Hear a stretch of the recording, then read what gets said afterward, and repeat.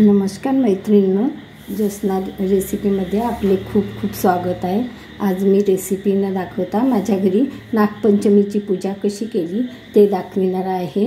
बघा, आमच्याकडे असे शेंद्राचे नाग काढतात। शेंद्राला दुधामध्ये भिजवून घेतात आणि त्यांचे असे नाग काढून लावतात। आमचे सासरे भिंतीवर काढायचे, परंतु मी कागदावर काढते। असं खरड्यावर वगैरे दिवा प्रज्वलित करून घेतलेला आहे। सकाळीच पूजा मांडलेली आहे ही। आणि एक खारक, बदाम, हळकंड, सुपारी घेतलेली आहे। गणपतीची स्थापना करून घेतलेली आहे। पिंडीची पूजा केलेली आहे। धोत्र्याचं फळ घेतलेलं आहे। बेल वाहून घेतलेलं आहे। लाह्या ठेवलेल्या आहे। दूध आणि पाणी ठेवलेलं आहे। आणि सायंकाळी मग आमच्याकडे फुलोरा असतो। पूर्वी आपल्या आमच्या लहानपणी पाटी राहायची। पाटीला धुवून त्यावरनं सकाळी नाग काढायचे। खूप आठवणी लहानपणीच्या आहेत। लहानपणी काय होतं, मस्त पाट्यांना स्वच्छ करायचं। सकाळी नागपंचमी असली की सकाळी उठून छान पाट्या स्वच्छ करायच्या आणि लेखणीने इतके सुरेख नाग काढायचे आणि मग ते पूजेमध्ये ठेवायचे। अशा प्रकारचे करत होते।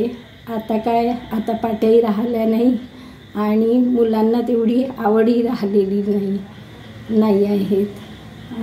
आमच्या लहानपणी खूप उत्साहात आम्ही अशी तयारी करत होतो। मी अशी आरती करून घेतलेली आहे। पाणी घेतलेलं आहे। दिवा प्रज्वलित करून घेतलेला आहे। गुलाल, बुक्का, हळद घेतलेली आहे, पण आम्ही हळद वाहत नाही। आणि अक्षत घेतलेला आहे। कापूर घेतलेला आहे आणि फुलोरा असतो आमच्याकडे। सायंकाळी फुलोरा बांधायला माझ्याकडे अशी वरती चढायला सोय नाही आहे। मला चढण्याचं म्हणजे थोडं त्रास होतो, त्यामुळे मी अशी ताटामध्ये ठेवून घेत असते।